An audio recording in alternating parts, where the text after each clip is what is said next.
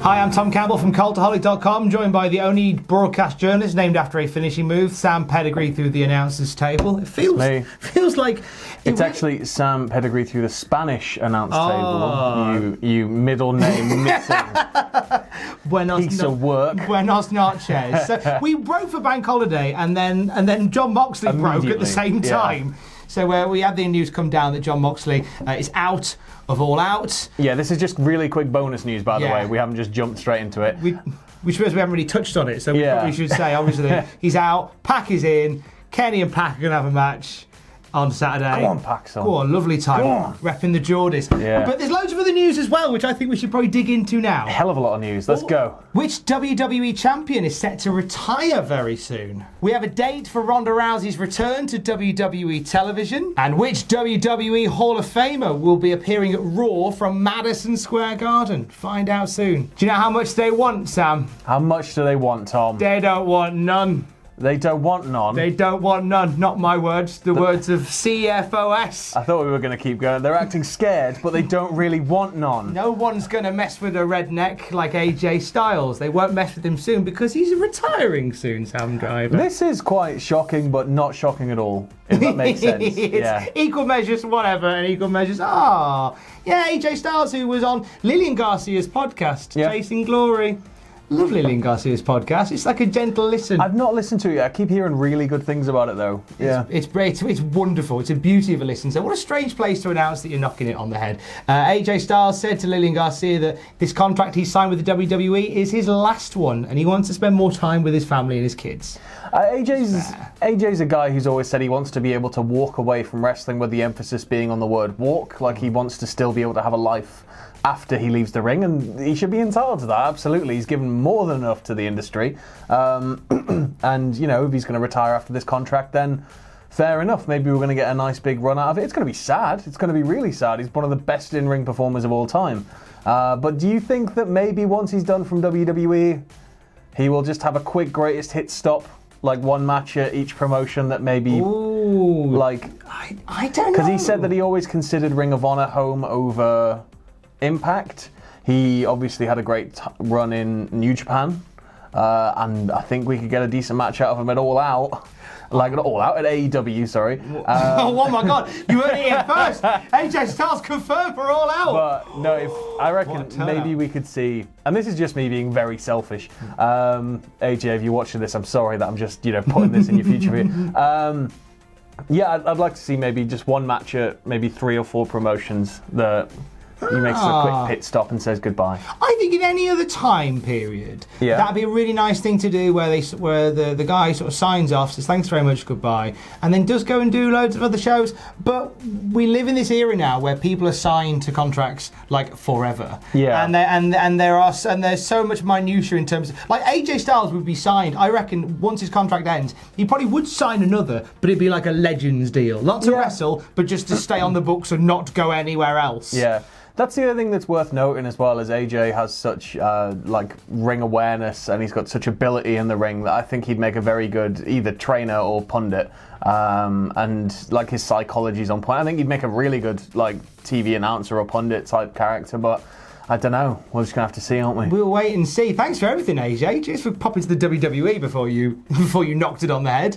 Check out, if you haven't done so already, all the stuff he did pre-WWE, because there is some phenomenal, pun intended, stuff to find. We can now officially confirm that this is the greatest news in the history of our sport. We can confirm that essentially what's happened is we all died in 2012. This is the Matrix. It's currently bugging out and it thinks it's like 1996 again. We've got 2 major wrestling companies. Yeah, Toy Story's back out. We've got another Matrix on the way, and Tony Shivani is at the centre of a bidding war in the wrestling industry.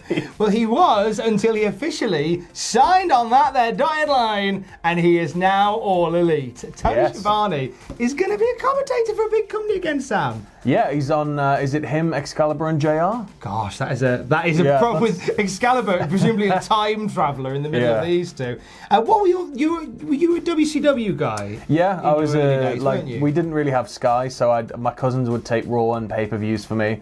And at 9 o'clock, Cartoon Network would change over to TNT, and on Friday nights they reran that Monday's Nitro. So we would sit and watch Nitro on Friday nights, and that was sort of my entire upbringing was, you know, Scott Steiner, Sting, the NWO, and then around 2001 we got Sky properly, so I could actually watch it without having to wait for tapes. But yeah.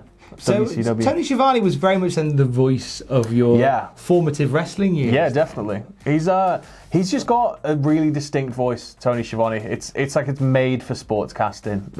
It's really hard to describe. If you've somehow never heard Tony Schiavone, if you just try and find his podcast, just listen to his voice. It's made for sports. It so is. I love the way I love the cadence he puts on stuff. It's just the air of professionalism. It's all shiny. Everything's just like, he handles everything so well. Like, it's nice. And also what you bear in mind is, and somebody mentioned this to me the other day, and I thought this is really true, is that Shivani had a lot of turd polishing to do in his last days at WCW. Oh yeah, really? Yeah. Because like the stuff that was on telly was very odd, but it was Tony Schiavone who was there trying to piece it together for us as fans. He had to weather the storm through the entire Russo age. Like, he had to try and make sense of that for the viewers. I remember. Do you remember when it was Tank Abbott? Yeah. And he wrestled like a shoot fight to somebody, and he pulled a knife on the guy at the end. Right. I think it was Big Al. Yeah. Pulled a knife on him and said, "I will cut you." Which to which Shivani then they cut away. And Shivani went, "Oh, he got some scissors. He was going to cut his beard." Big Al didn't have a beard, but that's Shivani just really grafting to make that work. Really quickly on the point of Tank Abbott, my favourite Tank Abbott is I want to be a member of 3 Count Tank Abbott. But he come out of the ring and tried to join the boy band. It was great. See, now I just want to watch old WCW and just watch Tony working really hard. Will Tony be all out on Saturday? I reckon so. They've sort of announced him, they've signed him and everything. It'd be interesting to see if he's there. You know, I just want to see it all start to happen. I want to see it start to happen. I can't wait another couple of weeks. I can't do it, Tom. Nearly there, hun. Nearly there, hun. Nearly there, hun. So we got 2 matches announced for Clash of Champions last night on Raw. We'll see Seth Rollins and Braun Strowman go mano a mano for the Universal Championship, and they'll be defending their tag team championships against the evergreen tag team superstars. Like, when you think tag team wrestling in WWE, Sam, I think of this dream team. Yeah, you think of Dolph Ziggler and Bobby Roode. Like, they built the division. These two truly have. Like, back in '95, when business was down, they were working so hard. A lot of people say that they are also responsible for the Attitude Era. Just those. In fairness, they're both very, very, very good wrestlers. They are great. It just sounds like we're crapping on them. They're actually amazing. I'm just baffled as to what they did. It just makes a little. It's sort of just like, just do that. That was pretty much how they booked the tag team turmoil on Raw last night.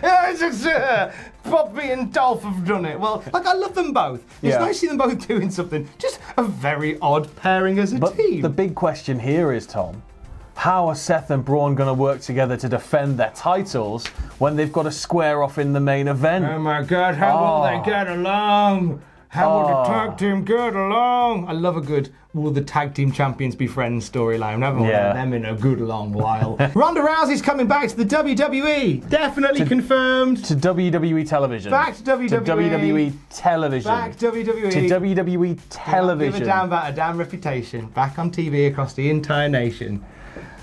Television. Were you expecting what we're about to say as the return situ for Ronda Rousey, Sam?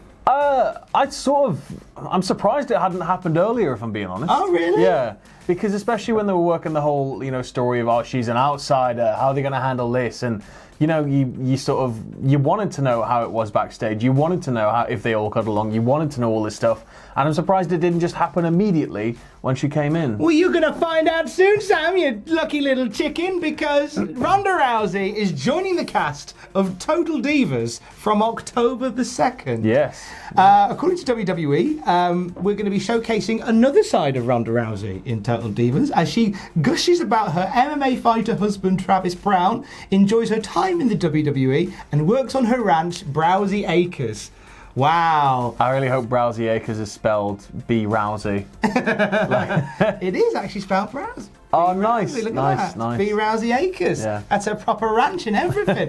I don't know if this is how you treat one of the hardest people on Total Divas gets ratings on E. There's a reason it's still around. Yeah. And it is, in fairness, I know people are going to comment and joke about me a bit here. In fairness, it's not a bad show. Kenny McIntosh, back in the day in another company, used to talk about it all the time, and I was like, nah, watch it. And it's like, actually, this is really good. I do feel like this could be potentially one of the best seasons they've got, because as well as looking at Ronda Rousey, there's a big emphasis on Sonya Deville, who joins the cast as well, and there's lots of in the trailer for it, they're very open about Sonya going to Pride and being a part of that. So it could actually be one of the most interesting series of Total Divas we've ever had, and maybe Ronda Rousey put an arm lock on a cameraman.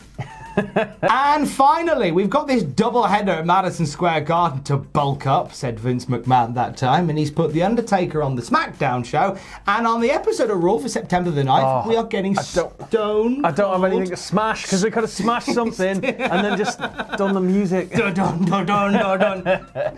Well, just pretend that in that moment Sam smashed something, just smashed like a window or something. Steve Austin's coming back to Raw. He is, yeah. Now, this, I feel, is partly because they want to make this double-header at MSG special. Yeah. Are you about to say what I think you're about to say? Ticket sales. No. Oh, I thought you were going to go, and part of it is because I believe that he's going to wind up at a Saudi Arabia show.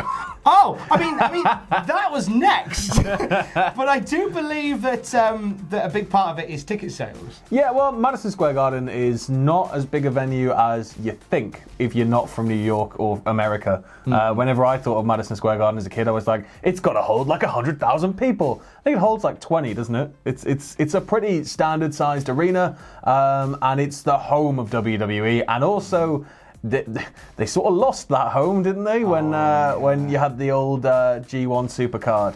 I think they're keen to get their fingers back in there and make it impactful. You do it with a statement, and you do it with Steve Austin. And The Undertaker the following night on SmackDown as well. You double whammy. I mean, okay, Saudi Arabia, Steve Austin, that wouldn't work, surely. They couldn't do beer drinking, sweary Texas redneck in Saudi Arabia, could they? I don't know. I really don't know. Maybe they could do reality TV host.